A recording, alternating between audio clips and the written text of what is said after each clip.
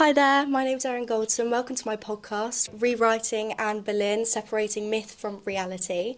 Today I'm joined with Owen Emmerson. If you'd like to introduce yourself to the viewers who are watching today. Yeah, absolutely. My name's Owen Emmerson. I'm a social and cultural historian. I studied at the University of Sussex and I've been working here at Hever for about 7 years. So today I really wanted to talk to you about myths surrounding Anne Boleyn and also some of the literary works that sort of describe how she was back in her day and also after her death, and to see if they are actually not, well, real, but also kind of factual. There's a lot of evidence surrounding them and like evidence-based. So I want to dive right in with Philippa Gregory's book, The Other Boleyn Girl. So obviously there's been multiple adaptations with Anne Boleyn and Natalie Portman in that film with Eric Bana and Scarlett Johansson. In the actual book, she describes Anne as thin, dark, clever and ambitious. She was not a beauty, but she had something more important, a fascination, a power that drew people to her. Do you think that Anne was maybe conventionally attractive during her time or not so much at the time? It's a really, really great question. And of course, beauty is inherently subjective, so we all have different ideas of what beautiful is. I think it's often dismissed in sort of popular discourse that Anne wasn't a beauty, and chiefly people cite the fact that people like Nicholas Sander, who was a recusant Catholic writing in the reign of Elizabeth, Anne's daughter, was obviously quite hostile towards Anne and used her looks, her appearance, supposed deformities against her. Yeah. Actually, if we scrutinise the sources, even those who we know was really quite fond of Anne, such as John Barlow, a cleric, were tepid about whether or not she was beautiful or not. Yeah. He famously stated she was reasonably good looking, which isn't the highest compliment in the world. So I think we can discern that she probably wasn't conventionally beautiful, or those that saw her weren't particularly bothered by her looks. Yeah. I think Philippa Gregory does have it right, that there was something more to Anne Boleyn than what she looked like. I always like to compare Anne perhaps to Wallis Simpson, who again wasn't conventionally beautiful but had a great sense of style and sophistication. Yeah. And I think that's probably what we're looking at with Anne Boleyn, not a renowned beauty, but absolutely captivating. Yeah. And even her adversaries couldn't help but stare and report everything she said. Do you think she kind of got that outlook of herself from Queen Claude when she was serving her in France? Sort of, they were more reliant on their ambition, their education in that world. Do you think that she was more focused on her education than she was about her looks? Definitely so. I think there are sort of misconceptions about the Boleyns, that they are a new money family. Yeah. They're not. They are part of the 1% when Anne Boleyn is born. And really they have risen over 3 generations to a point of real prominence. Yeah. The Boleyns famously made their money through trade, but they consolidated their wealth via 3 incredibly advantageous marriages. So Anne, who, for example, was an heiress, so was Lady Margaret Butler, who Thomas was born to and inherited the earldom of Ormond from, and also Lady Elizabeth Howard, Anne's mother. So they're incredibly well connected. Thomas Boleyn, we know, is a humanist. He thinks, or rather I should say, he is part of the new milieu who believe in education and looking at the classics. And we can discern from this that Thomas understood the importance of educating his daughters. Now, humanist thought was far more about placing the importance of educating women because they were the first educators of men, so not educating women because they should be educated. But Thomas is able to secure incredibly advantageous positions for Anne. Firstly, in the household of the Archduchess Margaret of Austria, who is regent in the Low Countries. We think Anne spends at least a year with her at Mechlin before transferring to the French court. So she is exposed to a degree of education that really is reserved for the elite of European society. So she's, for example, at Margaret's court being educated alongside Charles V. Now, Anne is of importance. You know, her family are incredibly wealthy, but the kind of education she's getting is kind of unheard of. And I think she soaks up a degree of competency and culture that other people at the English court simply didn't have access to. So I think it was her intellect, her education that differentiated her from her contemporaries. I think that's what made her stand out. If that makes sense. Yeah, absolutely. I kind of wanted to actually build upon a myth that kind of happened. It was in the films, in like The Anne Boleyn Girl, but starting with like the basis of that, a theme that I noticed in the actual film, the women are treated as chess pieces throughout the whole film, almost to get Thomas Boleyn and Howard into that sort of the inner circle of Henry VIII. So they use women for their own gain, political gain or power gain or money. Do you think that Anne sort of realised what was going on at the time? Do you think she... Because I think she was quite hyper aware. She understood what was actually going on, and she knew how to play it to her advantage. She was actually 1 foot ahead. Yeah, no, I quite agree. I mean, marriage in the 16th century is a business transaction. So although love is desired of marriage, it's rarely the foundation for it. And this is, marriage is chiefly about, particularly the marriage of daughters, about strengthening family ties, about the transference of wealth through substantial dowries. And we know that Anne is recalled to England to marry her cousin, James Butler. This marriage doesn't go ahead, but if we look at why that marriage was being proposed, it was because James's father, Piers, was laying claim to the earldom of Ormond, which Thomas Boleyn was arguing he was the heir of. So marriage in this instance was a way of consolidating a difficult family tension and trying to resolve it through a marriage alliance. That marriage doesn't go ahead, but we do see Anne trying to broker another marriage for herself with Henry Percy. This also doesn't go ahead. We know that Wolsey breaks this proposed union up, chiefly because it's not the marriage that he or the king or indeed Northumberland wants. So you can see here that Anne, I think, is enacting some agency. She is trying to marry into the nobility on her own terms, but unfortunately is thwarted in the process. So I think she is acutely aware of what a marriage can do for you.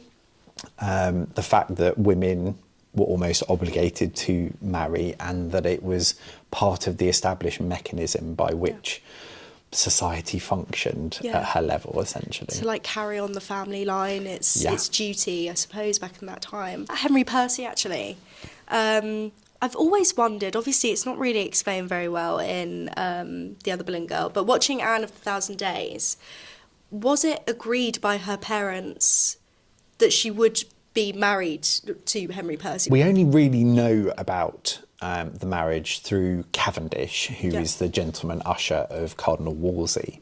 We don't have an amazing amount of information about their relationship, so we're not sure if the Boleyns approved. We're not even sure if the Northumberland family approved either. We just know that, for example, Cavendish states that Henry Percy would be in the Queen's chambers obviously Anne at this point is serving Queen Catherine of Aragon and had singled Anne out for his advances, and that the marriage is then broken up and Anne is sent back here to Hever. Yeah, out of like anger and or even sent to the French court as banishment. Yeah. That was strange. Yes, that's a little bit of rewriting of history, on not actually on behalf of Philippa Gregory, but the screenwriter, Yeah. Who at that point sends Anne to France. Yeah. In fact, it was much earlier that Yeah. she was at the French court. But yes, we do know she's sent here around 1525. Cavendish states that she was smoking, she was fuming, that this marriage had been broken, this prospective marriage had been broken. Yeah. And it is for this reason that Cavendish states that Anne held a real grudge against Wolsey. Yeah. And he cites this slight against Anne as the reason that she will wreak her revenge later on in 1529. She sort of seems to have a lot of enemies at court anyway. But I did want to show you a clip from Wolf Hall when she first meets Cromwell. Absolutely. Sort of discussing the way that, I mean, even her accent in it, obviously she's got like a little bit of a French accent, highlighting that her like time at the French court. And the way that the camera angle films it, just in general, we spoke about this on the Zoom, but just how it's almost facing up towards her, so you're looking up to Anne and she's domineering like over you, to sort of show you know your place. Also, something else I wanted to discuss is the fact that she speaks French, but we'll talk more about that. So I had to take the audio out of this clip just for copyright purposes, but I showed Owen a clip from Wolf Hall, which is when Cromwell first meets Anne Boleyn, and already we're sort of introduced to Anne as sort of very snobbish, you know, very mean girlish, and she's surrounded by her ladies in waiting, but she's sat above all of them, and it sort of shows her hierarchy in court through her marriage to Henry VIII, and also the power that she has at court. Interestingly, Anne speaks French in this scene, which shows her knowledge and how, you know, smart she is, because she's picked all of this up from the French court serving under the French Queen at the time. So, yes, after that clip that I just saw from Wolf Hall, the fact that she speaks French to Cromwell, I feel like there's a hidden meaning behind it. Cromwell is the son of a blacksmith, so he's sort of risen to this power. For some reason, it's almost like he was treated as a stray dog in court by a lot of people, especially Cardinal Wolsey as well. He's finding his power and finding his feet, just like Anne was. So she's got this sense of entitlement already, just because she's involved with Henry VIII. So do you think she's deliberately speaking French because she knows he won't understand? Do you think he was educated enough to understand French at that time? I don't know if that maybe I'm reading it wrong or if it's something to do with that. No, I think it's a really, really vibrant and, you know, typical sort of scene from Hilary Mantel. You know, it's actually filmed not far from here at Penshurst Place. And it's a really, really interesting introduction to Anne, because she's holding court. You know, this is 1528 and she's not yet queen, she's the queen in waiting, but the whole setup, you know, she's sitting on a dais, she's raised above her ladies who are sitting on the floor, so she looks exactly like a queen would. She's on a throne of a state. Yeah. And Cromwell is very much beneath her. Yeah. He's in the passive position, he's bowing to her, and isn't permitted to sit in her presence. So, yeah, I mean, this sort of goes against the grain of what the late great Professor Eric Ives believed, which was that Anne and Cromwell had this friendship, this unifying start to their relationship that soured towards the end. Yeah. I actually don't think there's much evidence for this at all. And I think Anne, if I'm frank, was a snob. She was acutely aware of her status and position. We know, for example, that Mark Smeaton, who will later be accused alongside her, was publicly admonished by Anne for daring to talk to her. So she's definitely someone who isn't adverse to looking down upon servants, essentially. Could we like misconstrued that sort of snobbiness for like confidence, maybe? Yeah, I mean, I suppose if a man behaved that way back then, I was not to get really political, but in a more feminist sense, if a man behaved that way back then, I think it would be, you know, something to honour and sort of admire about a man, to have that sort of courage and conviction in the way that he speaks. Yeah, no, definitely so. There's definitely a gendered element to it, but there's also a classist element to it, which I think crosses both ways. So I do think that the employment of the French language is a pointed manoeuvre on her part. I think the assumption is on her part that Cromwell won't understand her, and of course he does. We see this again in a later scene when he's dining at Bonvisi's residence, and Eustace Chapuis speaks in Latin, I believe, to Thomas More about Cromwell, and of course Cromwell completely understands. It was kind of following on to that idea that Anne was very exotic, the fact that she went to France. I mean, we've got different terminology for that now, but she's well read and she's, you know, well versed in French anyway, and not many people can say that they're fluent, even today's standards. So I feel like, you know, Anne kind of uses that to add to her sort of like sexual appeal, maybe.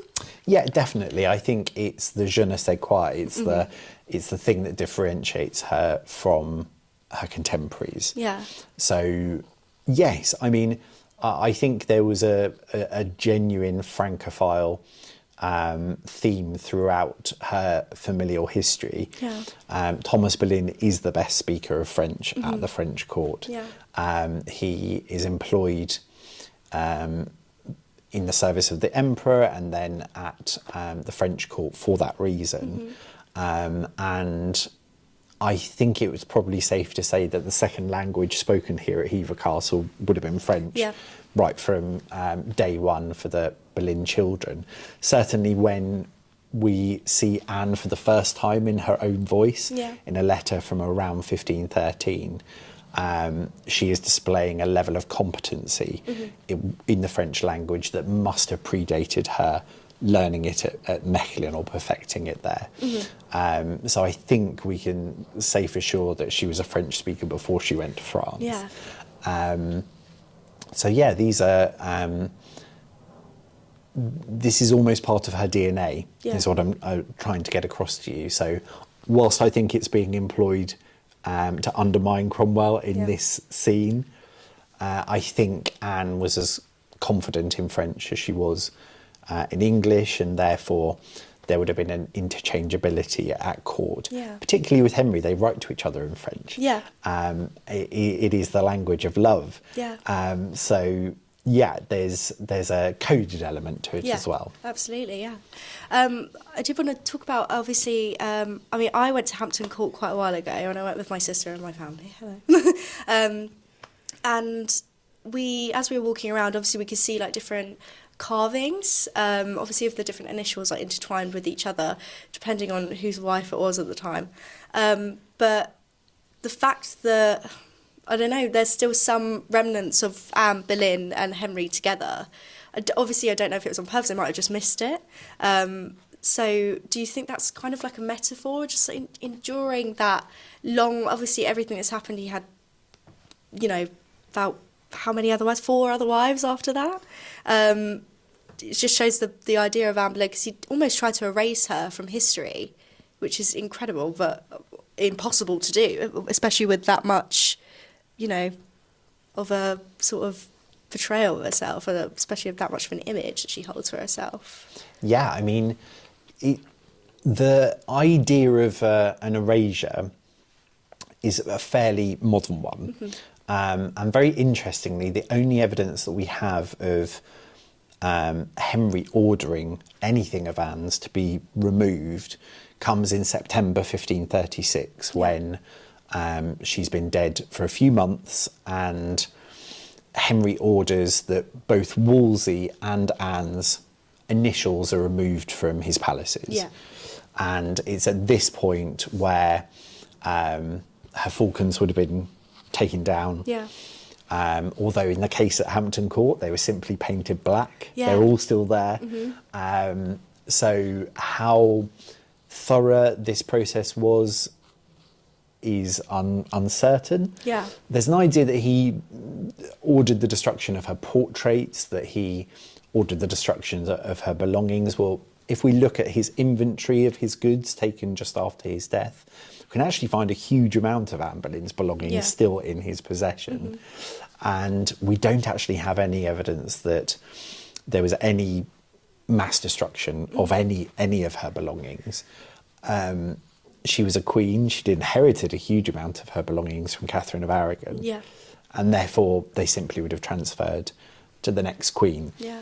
Her jewellery might have been reshaped, reimagined, but there was a value to everything that Anne owned. Yeah. And we've actually got more of Anne's belongings than any of his other wives. Right. So there's definitely a recuration, I'd probably say, of the sort of the public elements of her identity. But I think this is demonstrable with his other queens as well. So before Anne's falcons sort of reigned supreme in the decor, there were pomegranates, and as soon as Catherine was out, Anne's emblems replaced them. The only queen that this doesn't happen to is Jane Seymour. Yeah. And in fact, we know that her portraiture is replicated very quickly after her death, and that her emblems survive because she was lauded as the queen that delivered the son he so desired. Yeah. So I don't think there was any more of a erasure of Anne than any of the other queens. Yeah. But I do think there's something quite prophetic about the fact that there are surviving initials, there are surviving falcons. Because I think what happened to Anne sort of cemented the inevitability of people remembering her. Yeah. So yeah, I like the fact that there are and she traces leaves of her. almost like leaves little clues, and in even her Book of Hours, where it says the time will come, I am Boleyn. Yeah. Amazing, the fact that she's almost like she's still here writing that herself right now. Have you got any thoughts on that, on the Book of Hours? Because I'm actually really intrigued, because is it clear when you see it that it's underneath like that passage that she reads, or? Yeah, I mean, there's been a lot of speculation about both of Anne's books, actually, about when the inscriptions were placed in, what they mean. Yeah. And I think Kate McCaffrey's research, my colleague here at Hever, is probably the most sound explanation for their presence. There's the manuscript Book of Hours, which predates Anne's lifetime. She likely inherited it from a female family member. And it is in that book that she writes Le temps viendra, the time will come. Yeah. People have speculated that she might have been talking about the time will come when I will be queen, or the time will come when I will deliver a son. It feels like a resurrection. I don't know why. Yeah. It's almost like Jesus leaving behind, saying, don't worry, I'll come back. Like, you know, behind that rock, I will resurrect. It's weird. Not weird, but fascinating. Well, I think that... Quite looming. It is. And I think it actually means just that. Yeah. Because the illumination it is written against is the second coming. Yeah.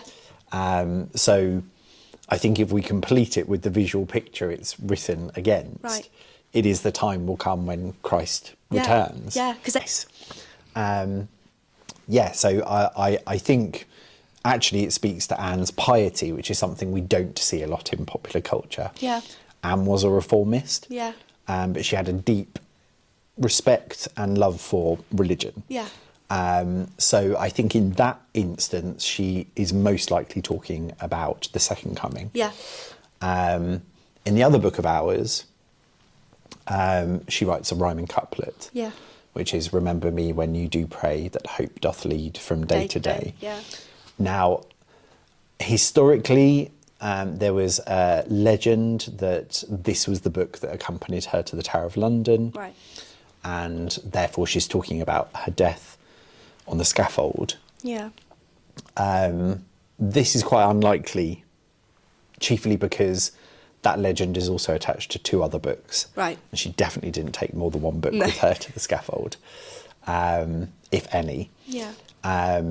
The clue to both inscriptions as to when they would have been placed in these books is the signature. Yeah. She writes Anne Boleyn. Yeah. Had she written it during her queenship, it would have been Anne the Queen. Yeah. Had she written it between 1532 and 1533, it would have been Anne Pembroke, when she was made Marchioness of Pembroke. And in fact, we know that it has to have been signed before December 1529, which is when her father is created Earl of Ormond and Earl of Wiltshire, and Anne adopts the subsidiary title Rochford. Yeah. So we have letters, or a letter written by Anne from that period, Right. where she signs Anne Rochford. So it has to predate December 1529. Yeah. I think in the case of the printed book of Hours with the rhyming couplet, that actually gives us a very narrow window as to when she could have signed it, because the book was created in 1528, Yeah. and she changes her name in December 1529. Okay. But during that time, there was another period where she faced death, and that was during the Sweat, when she was here at Hever in the summer of 1528. Yeah. So Kate's thesis is that it was most likely at that point that she wrote Her will. the remembering. Yeah, absolutely. Willing people to remember her because she's facing death. Yeah. Amazingly, she survives. But she, is very likely to die. Her brother-in-law, William Carey, dies at this point. So, yeah, I think they are remarkable survivals. Yeah.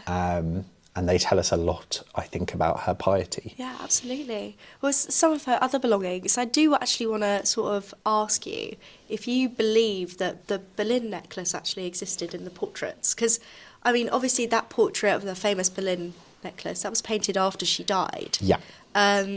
What are your thoughts on that sort of idea? Do you think it was real, or do you think it was sort of just like a mark of the family name just upon Anne, the bearing she's got on her shoulder to support them? So really interestingly, at the Six Lives exhibition, which was at the National Portrait Gallery last year, they presented a thesis that the bee necklace never existed. Yes, I was there, I saw it, Yeah. and I was like really confused, kind of like, oh gosh, but this is a trademark kind of thing? Their argument was that it was difficult for Elizabeth to present her mother as a queen because of what had happened to her, and therefore the bee was a helpful motif to sideline the difficulties that had happened with her mother, but to still represent her. I don't think this is a very likely explanation for the fact that Elizabeth actually didn't shy away from her mother's queenship at all. In fact, one of her first acts when she became queen was to reinstate her mother as queen legally. This means that by default she is legitimate. So I don't think the question of Anne's queenship was at all difficult, particularly because of Elizabeth's enacting that Act of Parliament. I think if we look at Anne's jewellery designs that were created by Holbein during her queenship, we can see her using initials. There is an AH and an AR jewel. If we look again at Henry's inventories, we can see items with Anne's initials on surviving. Therefore, I think the bee could well have survived, Or been melted down maybe for the other wives' jewels, like you said before? Yeah, absolutely. I think it's likely that it existed. If it did exist, again, it's got to have existed before December 1529. Right, okay. Because if we look at the decoration of Anne's Books of Hours, for example, created in 1532, they are AP for Yes, Anne Pembroke. I think the bee necklace pattern of portraiture likely originated from a miniature. Yeah. I think it was probably created by a Hornboot. Okay. Because the hands that we see in Hever's portrait are very Hornboot in style. Yeah. And I have a feeling that it might have been an engagement portrait Okay. when she was still called Boleyn. Right. That's my current thesis of where that pattern originated from. Right, okay. So I do think there's a possibility that it did exist. Yeah. Wow, that's Yeah. interesting. Yeah, because I can't part with that idea still that it No. didn't. I just don't want to believe it. But then again, the truth hurts, doesn't it? I kind of want to talk about actually Elizabeth I, like, as we were speaking about before. So a lot of the myths that actually surround Anne Boleyn were almost like a dig at Elizabeth. It's like your mother, like, she looked like this. With the 6 fingers and everything like that. And because I know it's silly, myths and everything like that. The moles on her neck, the boil on her chin, the snaggletooth, just trying to make her look as really, really unconventionally attractive kind of thing. Do you think it was a dig at Elizabeth, or do you think it had any other political, religious gain for Catholics? Yeah, no, absolutely. This is most commonly propagated by Nicholas Sander, who's a recusant Catholic, writing after Elizabeth is excommunicated from the Roman Catholic Church. And the point of an excommunication is that any Catholic citizens of England have absolutely no loyalty to the Queen anymore. Yes. Because of this papal authority. And indeed, they are almost compelled to overthrow her. This is a huge threat to Elizabeth and her stability. And therefore, the propagation of this idea of her being born from a monster has enormous currency. Yeah. In the 16th century, people were believed to look like their attributes. Yeah. By that I mean to say, a witch is ugly. Yeah.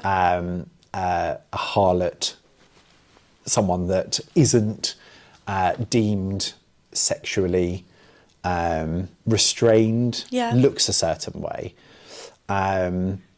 There's more than a little of eugenics in this idea. Yeah. And actually, we still see historians doing it today. Yeah. So when we see Holbein's portrait of Thomas Cromwell, for example, I often read historians saying, you can see in his face that he is a ruthless.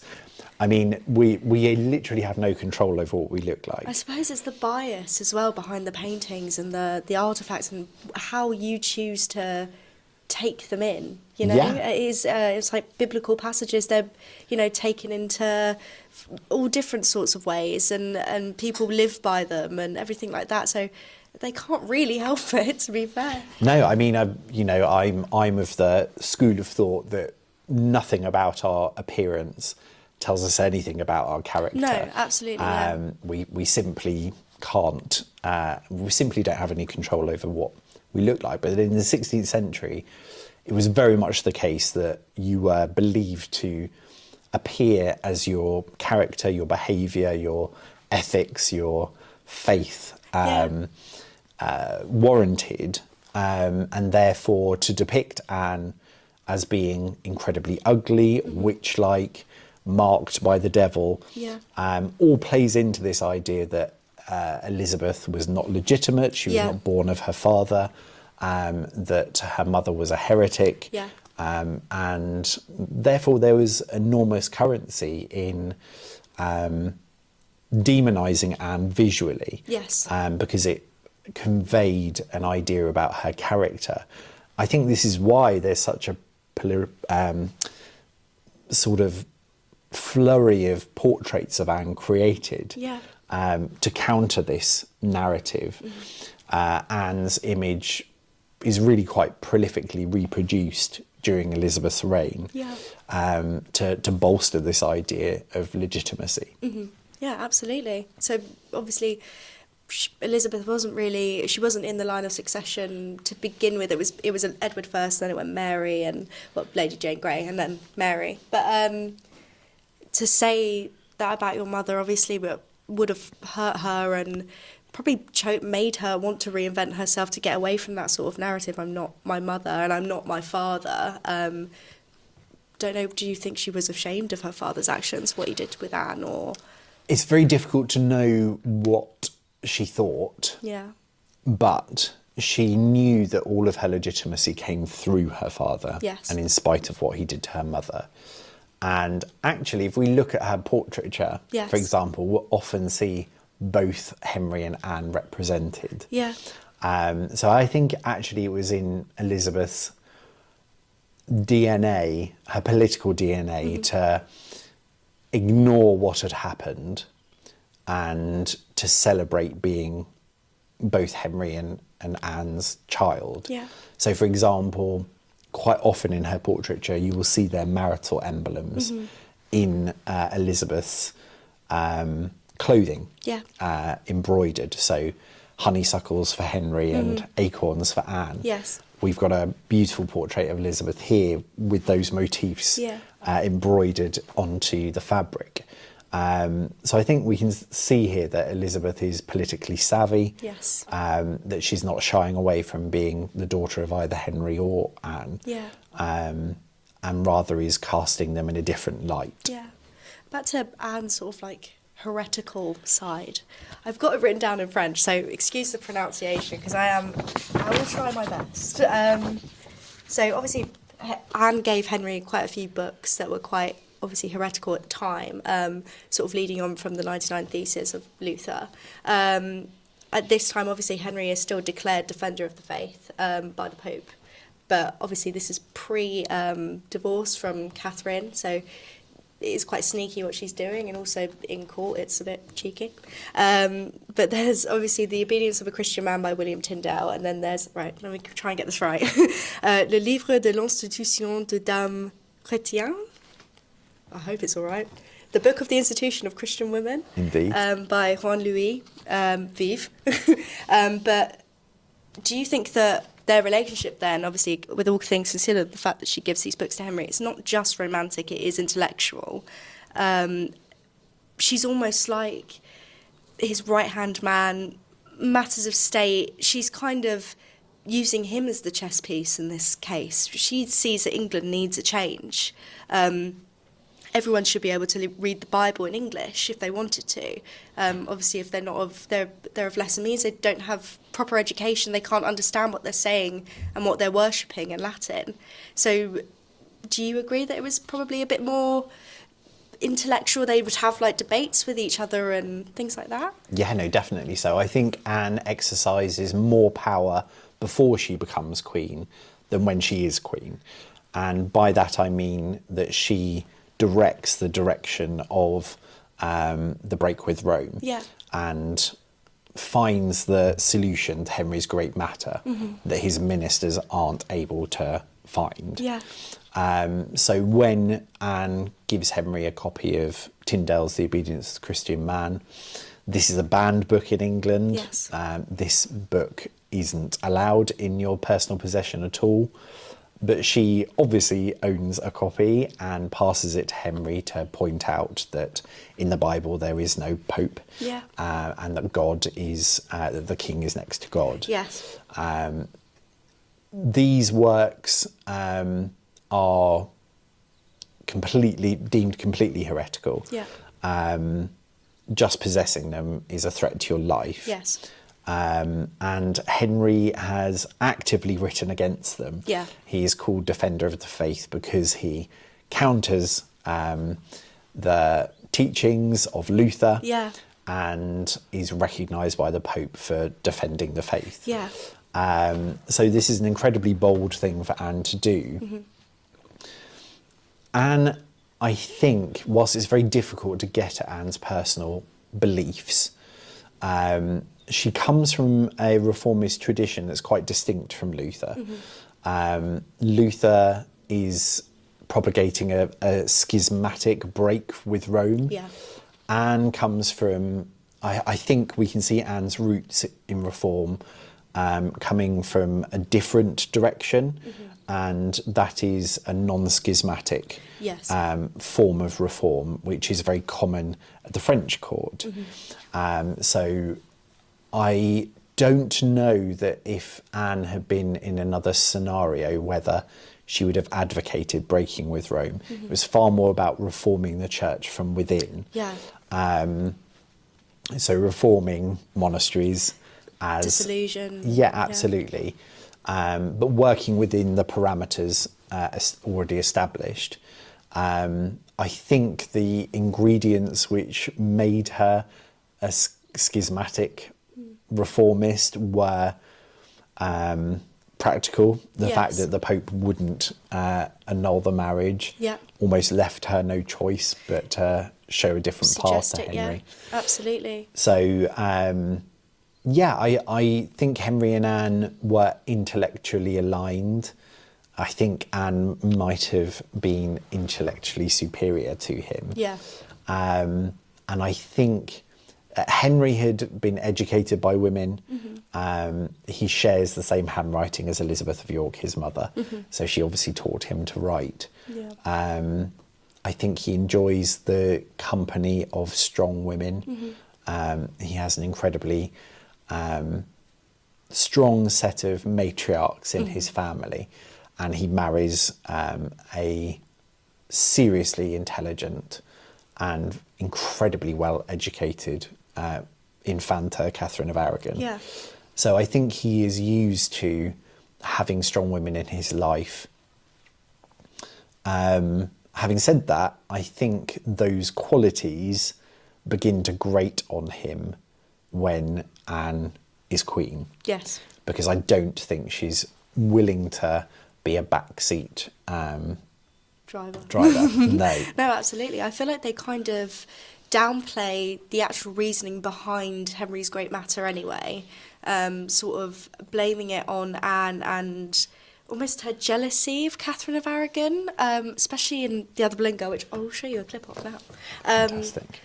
But when they meet in person, when Catherine is going to trial for the divorce, and it's almost just like, what upsets the king upsets me, is just a line that's just, I don't want to swear, not bitchy, but kind of gossipy, like just, I don't know, it's cliquey. The fact that she's, with her sister and saying it in front of her, it's just not, it's not fair. It's not, I don't think that's how she would have been.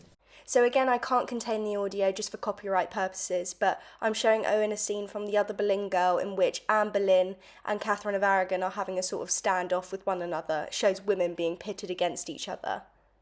Obviously, that's a really powerful scene anyway, but it sort of links back to what we were saying in our Zoom meeting with sort of pinning women against each other. Meghan and Kate all over tabloids, obviously didn't have it back then, but nowadays sort of creating that illusion that Anne was constantly neck and neck with Catherine is really unfair. Or in the Tudors, she's still making his shirts for him, What do you think about that? Yeah, I mean, obviously there was a great deal of tension between Catherine and Anne, but I think Henry is often missing from the equation, particularly in popular culture.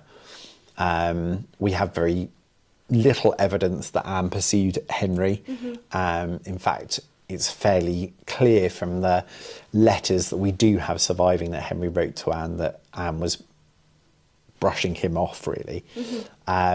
So I think that women tend to be pitted against each other historically and today.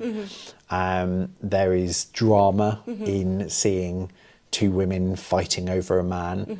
I don't think it happened necessarily like that. I think it would have been incredibly awkward. Henry, Anne and Catherine, for at least a year or more, really lived side by side, with Anne holding a separate court must have been incredibly difficult for everyone concerned. And it, you know, I think depictions like that overlook who was pulling the strings. Yeah. And Henry had the responsibility for everything that happened to his wives. And I think we often, think of a delicate way of putting this, but I think we're often encouraged to relish in the differences between these women, when actually they had quite an interesting, I should imagine, life before Henry together. Yeah. Anne was in Catherine's employ. They shared many of the same qualities and attributes. We don't have any information that suggests they didn't get on before Henry turned his attentions towards Anne. And I think we therefore overlook the great amount of personal hurt that must have come from the realisation that Henry was pursuing someone in Catherine's employ in favour of the drama of it. Yeah. It's so abnormal that to just think you can dispose of two really powerful figures like that. I mean, obviously she moves to a nunnery and dies later on, and then, you know, Anne's there, she's in a yellow dress and pregnant, you know, just telling everyone when she dies. And then she dies herself. It's like, how can you just get rid of them so easily? How could King Henry VIII just dispose of them like that, like it was nothing, like like they're fishing, you know, or just like toss it back in the river? I don't understand how his brain works. I think you see this time and time again with people who are given absolute power.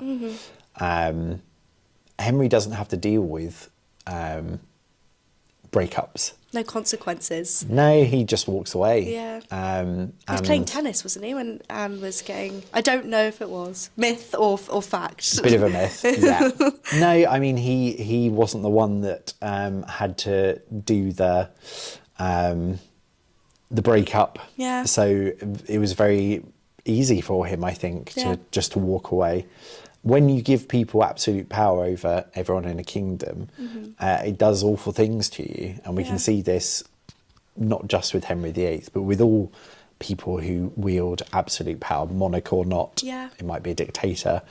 It doesn't do people good to have control over the fates of their subjects. Yeah. It tends to make them do awful things. Yeah. So why such a violent end for Anne?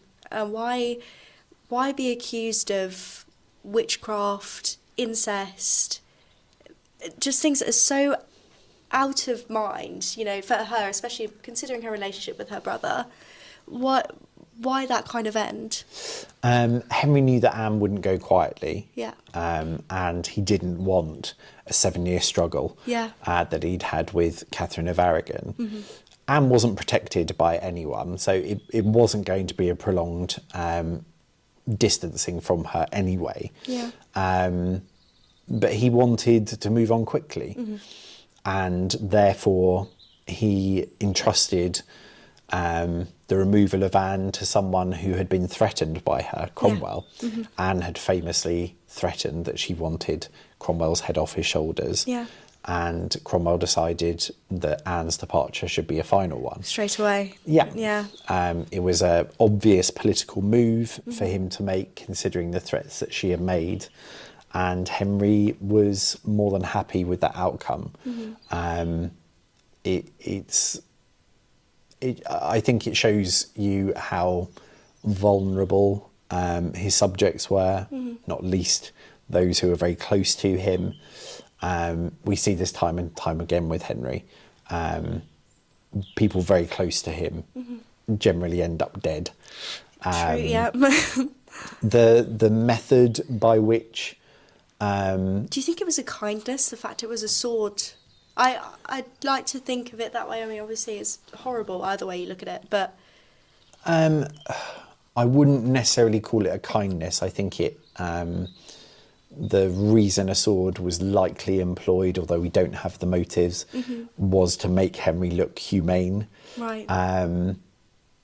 But the reason that certain charges, she's never actually charged with witchcraft, although it was hinted at, but incest and adultery. The key charge was plotting to kill the king. Yes. That is the crime which carried the death penalty. Was simply to make it believable. They were unbelievable charges. We can prove now that 95% of the charges were completely fabricated because either Anne or the accused weren't in the locations they were supposed to be in. Yeah. But it's one of the oldest tricks in the book. You blacken someone's name so far that it seems plausible. And who's going to oppose the king and that sort of matter? Yeah, absolutely. It's just insane. I couldn't believe, her speech, even to her final speech when she goes up on the little stand and she's ready to go. She speaks so highly of Henry before she dies, and do you think she knew? Do you think she knew she was innocent in that sense? And was it one last attempt at trying to, instead of blacken her name, whiten her name, just try and get that off her shoulders? I think she does that with her last confession, which she insists that William Kingston, her jailer, is present at. Normally a confession is just between yourself and your priest. But she makes her confession public by having Kingston record what she says, and she protests her innocence in that moment. Her scaffold speech is far more, I think, to do with her family, safety. Yeah. The scaffold speeches are formulaic. Yeah. There are things that you do say and you don't say. So praising the king is a required element to ensure the further prosperity of your family. Yeah. But there is one glaring omission that would have been very, very apparent to those watching and less so to us today. And that is that at the point of your death, you are supposed to agree with what is happening to you and say that you are justly condemned. Anne doesn't do that. So by omission, that would have been a glaring cue to the audience. Even within that speech, nothing... No, she says, I am condemned by the law and therefore will speak nothing against it. But she does not say, I deserve death. Right, I see. I am guilty. So by omission, she is protesting her innocence. Yeah. Are there any, kind of make it a little bit fun, are there any myths that you can't stand about Anne Boleyn that you will defend to the day that you die? What's something that you want to take off the record completely? I'm a bit strange in that I probably wouldn't take any of them off the record because I think they are good conversation starters. Yeah. And they're often really interesting portals into something more meaningful. Yeah. So there isn't anything really that I would abolish or eradicate because quite often people come to Hever having seen The Other Boleyn Girl or Wolf Hall and will have a perception of Anne, and I really enjoy challenging those perceptions and presenting them with what we know about the real woman of history. So, the Six Fingers is very unlikely to have been true, but it is also part of her history. It comes at a particular time of her history, and therefore to sort of banish it would be to change the narrative as well. Yeah, and to ignore what the next generation were keen to cast her as. Yeah. And that is part of her story. We may seek to nuance it now, but I'm never one for sort of doing away with old narratives because they are part of a narrative, part of a history. I quite like going to the Tower of London and hearing the Yeoman Warders tour, which a lot of it is wrong, Yeah. but it has a long history. Yeah. It's a Victorian script, and therefore, in one sense, although they're not getting the history completely accurate as we know it today, they're carrying on a history. Yeah. It's a Victorian one, but it's one that there is merit in conveying, and it's nice to be able to, you know, challenge ideas. Yeah, It's kind absolutely. of one of the exciting things about being a historian, I think. Oh, I love that. Brilliant. Thank you so much for helping with me You with are my podcast. I hope you enjoyed participating. very much. Thank you very much. Pleasure.